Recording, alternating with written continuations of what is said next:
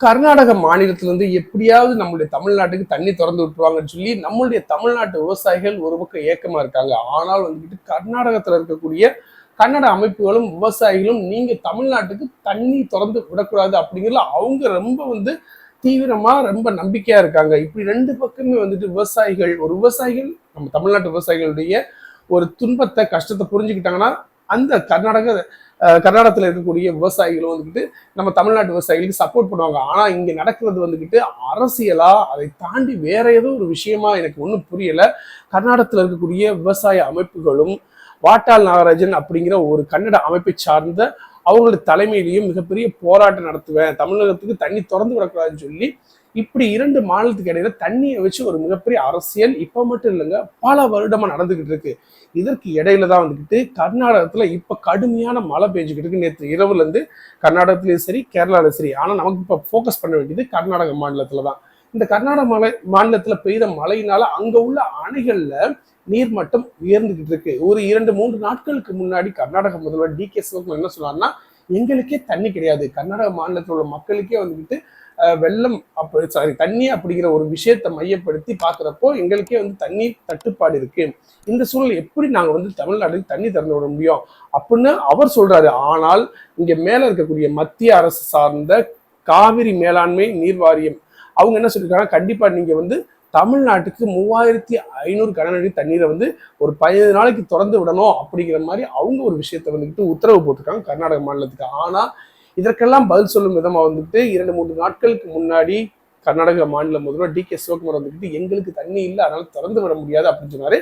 அதனால என்னவோ நம்மளுடைய தமிழகத்தின் முதல்வரான மாண்புமிகு விஜய் அவர்கள் என்ன செஞ்சாருன்னா, நான் டைரக்டா கர்நாடகத்துல போய் பேசுறதுக்கு ரெடியா இருக்கேன், அதனால ஆகஸ்ட் 3ஆம் தேதி நான் கர்நாடக முதல்வர் டி.கே. சிவகுமார் அவர்கள் போய் சந்திக்க போறேன் அப்படின்னு சொல்லி ஒரு ஸ்டேட்மெண்ட் விட்டுருந்தாரு. இந்த சூழ்நிலை தான் டி.கே. சிவகுமார் கண்டிப்பா தாராளமா நீங்க வாங்க, உங்களை ரொம்ப மரியாதையா வரவேற்க நாங்க காத்துக்கிட்டு இருக்கோம்னு சொல்லி கர்நாடக முதல்வர் சொன்னது மட்டும் இல்லாம, நீங்களே எங்களுடைய அந்த தண்ணீர் தேக்கி வைக்கப்பட்டுள்ள அணைகளை பாருங்க, மேகதாது அணை சம்பந்தப்பட்ட பேசுவோம், நல்லபடியா பேச்சுவார்த்தை நடக்குதுன்னு சொல்லி சொன்ன அவரு நேற்று 3 என்ன சொல்லிவிட்டாருன்னா, தமிழகத்தை சார்ந்த முதல்வர் மாண்புமிகு விஜய் அவர்களே, நீங்க இப்போதைக்கு கர்நாடக மாநிலத்துக்கு காவிரி நதிநீரோ மேகதாது அணை சம்பந்தப்பட்ட விஷயமா பேச வேண்டாம், ஏன்னா இங்க சூழ்நிலை சரியில்லை, நீங்க இப்ப பேசுறதுக்கான சாதகமான சூழ்நிலை இல்லை, யாராலும் நீங்க வர வேண்டாம் அப்படிங்கிற விஷயத்த அவர் முன் வச்சாரு நேற்றைக்கு ஆனா இப்ப பெய்யக்கூடிய கடுமையான மழை காரணமா கர்நாடகத்துல இருக்கக்கூடிய அணைகள் வேகமா நிரம்பி வர சூழ்நிலையில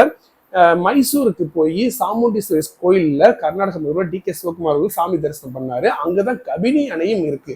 அந்த கபினி அணை சீக்கிரமா நிறைஞ்சுக்கிட்டு வருது. அந்த கபினி அணை நிறைந்தால் கண்டிப்பா அங்க இருந்து தண்ணி திறந்து விட்டாங்கன்னா மேட்டூர் அணைக்கு கண்டிப்பா தண்ணி வந்துடும். இந்த மாதிரி சூழ்நிலை தான் அங்க உள்ள செய்தியாளர்கள்ட்ட கர்நாடக முதல்வர் டி.கே. சிவகுமார் அவர்கள் சில விஷயத்த பேசியிருக்காரு. அதுல ஒரு முக்கியமான விஷயம் என்ன சொல்லணும்னா, இயற்கை என்பது எல்லாத்துக்கும் சொந்தம், எல்லாருக்கும் உரிமையானது, எல்லா பேத்துக்கும் சொந்தமானது, அதுல நம்ம விளையாடக்கூடாது. இப்போ பெய்யக்கூடிய மழையினால வரக்கூடிய நீரை நம்ம அணைகளை தேக்கி வச்சுக்கிட்டு இருக்கோம், அணையை நிறைஞ்சிக்கிட்டு இருக்கு. இந்த மாதிரி சூழ்நிலை தமிழகத்துக்கு தண்ணீர் திறந்து விடாம போயிட்டோம்னு வச்சுக்கோங்களேன், நம்ம மக்கள் அனைவருமே தண்ணியை அடிச்சுட்டு போக வேண்டியதுதான், நமக்கு தான் பாதிப்பு. அதனால நம்ம மேல இருக்கக்கூடிய காவிரி மேலாண்மை நீர் வாரியம் இருக்கு இல்லையா, அந்த நீதிமன்றத்தோட உத்தரவையும் மதிக்கணும். அதே மாதிரி நம்மளுடைய கர்நாடக மாநிலத்தோட மரியாதையை நம்ம காப்பாற்ற வேண்டும் என்றால் கண்டிப்பா சில விஷயங்களை நம்ம செய்தே ஆக வேண்டும். இது இரு மாநிலம் சம்பந்தப்பட்ட ஒரு உரிமை, அதாவது கர்நாடகம் மற்றும் தமிழகம் இந்த 2 மாநிலம் சம்பந்தப்பட்ட உரிமையினால இதை கவனமா தான் செய்யணும், கவனமா தான் நம்ம ஒரு நடவடிக்கை நம்ம செயல்பட வேண்டும் அப்படிங்கிற விஷயத்தை செய்தியில சொல்லியிருக்காரு. அது மட்டும் இல்லாம இப்ப நீரை தேக்கி வைக்க போறதுனால பெரும் வெள்ளம் ஏற்படும், தயவு செஞ்சு போராட்டம் பண்றேன், நான் நீரை நான் காப்பாற்றுகிறேன் அப்படிங்கிற எண்ணத்துல கன்னட அமைப்புகளும் விவசாயிகளும் தயவு செஞ்சு தண்ணிக்குள்ள இறங்கி போராடாதீங்க, இப்ப மழை பெஞ்சுக்கிட்டு தண்ணியோட தள்ளியா நீங்க அடிச்சுட்டு போயிருவீங்க, ரொம்ப கவனம். இது போக இப்போ இந்த காவிரி நதி நீரை வச்சுட்டு பிஜேபி கர்நாடகத்துல ஒரு மிகப்பெரிய அரசியல் பண்ணிக்கிட்டு இருக்காங்க. பிஜேபியை சார்ந்த சில எம்பிக்களும் மத்திய அமைச்சர்களும் நம்ம இப்ப இந்த காவிரி நதி விஷயத்துல நமக்கு சப்போர்ட்டிவா இருந்தாலும் எடியூரப்பா போன்ற சில பிஜேபி தலைவர்கள் என்ன செய்யறாங்கன்னா, பிஜேபி சம்பந்தப்பட்ட அமைச்சர்கள் என்ன சொல்றாங்கன்னா, இதை வச்சு அரசியல் பண்ணி நமக்கு எகென்ஸ்டா போராட்டத்தை நடத்த முயற்சி பண்றாங்க, தயவு செஞ்சு அது அரசியல் களத்துல நோக்கி பயணிக்குது, நீங்க இந்த மாதிரி ஒரு சில விஷயங்களை சிக்கிக்கொள்ள வேண்டாம் அப்படிங்கிற விஷயத்தையும் முன் வச்சிருக்காரு கர்நாடக முதல்வர் டி.கே. சிவகுமார். இது போக கன்னட அமைப்பு சார்ந்த அந்த வாட்டாள் ஆரிஜின் தலைமையிலும் சரி, விவசாயிகள் சம்பந்தப்பட்டவங்க தலைமையிலும் சரி, வருகிற ஆகஸ்ட் 13ஆம் தேதி காலையில 6 மணிலேருந்து மாலை 6 மணி வரைக்கும் மிகப்பெரிய பந்த் போராட்டம் நடத்துறதா வந்துக்கிட்டு சொல்லியிருக்காங்க. தயவு செஞ்சு அதை நீங்க கைவிட்டுருங்க, வேண்டாம், இதெல்லாம் நமக்கு தேவையில்லாது. ஏன்னா இயற்கை எல்லோருக்கும் பொதுவானது. அந்த வெள்ளம் அப்படிங்கிற விஷயம் இப்போ வர்றதுனால தண்ணியை திறந்து வர்றதை பற்றி காவிரி மேலாண்மை நீர் வாரியம் சொல்லியிருக்காங்க. அதை நம்ம செய்வோம்.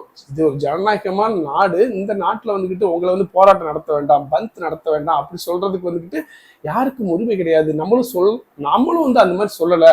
அதனால தயவு செஞ்சு கன்னட அமைப்புகளும் விவசாய அமைப்புகளும் காலையில 6 மணிலேருந்து மாலை 6 மணிக்கு நடத்திருக்கக்கூடிய பந்த் போராட்டத்தை கைவிட்டுங்க அப்படிங்கிற ஒரு தாழ்மையான ஒரு கோரிக்கையை கர்நாடக முதல்வர் வச்சிருக்காரு. எது எப்படியோ நம்மளுடைய முதல்வர் விஜய் அவர்கள் கர்நாடக மாநிலத்துக்கு போகக்கூடிய விஷயம் ரத்தாயிடுச்சு. அங்க போய் அந்த மாநில முதல்வர் பார்த்து பேசக்கூடிய விஷயம் ரத்தானாலும் இப்ப இயற்கையான அந்த கடுமையான மழையை பெய்ய வச்சு அந்த நீர்மட்டத்தை உயர்த்தி அணைகளில் இருக்கக்கூடிய அந்த நீர்த்தேக்கத்தில் உள்ள நீரை உயர்த்தி நம்ம மாநிலத்துக்கு தண்ணி திறந்து விடக்கூடிய, அதாவது காவிரி மேலாண்மை நீர் வாரியம் சொன்ன அதே அந்த உத்தரவின் பிரகாரம் 15 நாட்களுக்கு தமிழகத்துக்கு 3500 கன அடி நீரை திறந்து விடணும் அப்படிங்கிற விஷயத்த காதுல உள்வாங்கி கர்நாடக மாநில சார்ந்தவங்க, கர்நாடக மாநில முதல்வரான டி.கே. சிவகுமார் நமக்கு தண்ணீர் திறந்து விடுவாங்களா, அப்படி திறந்து விடாம அவங்களுடைய கொள்கைகள் உறுதியா இருந்து பெரிய வெள்ளம் ஏற்படுறதுக்கு வழிவகுக்க போறாங்கிறத பொறுத்திருந்து பார்ப்போம். இன்னும் 1 நாள் 2 நாள்ல கண்டிப்பா தண்ணியை திறந்து விட்டுருவாங்கன்னு நினைக்கிறேன். அப்படி ஒரு தகவல் இருந்தால் கண்டிப்பா நம்மளுடைய பாமத்துவ யூடியூப் சேனல் மூலமா அந்த தகவலை பற்றி நான் உங்களுக்கு பேசுறேன். நம்மளோட வீடியோ பிடிச்சா மறக்காம லைக் பண்ணுங்க. நம்ம பாமத்துவ யூடியூப் சேனலை மறக்காம சப்ஸ்கிரைப் பண்ணுங்க. இந்த தகவல் பிடிச்சா மறக்காம உங்கள் நண்பர்களுக்கு ஷேர் பண்ணுங்க. மீண்டும் ஒரு தகவலுடன்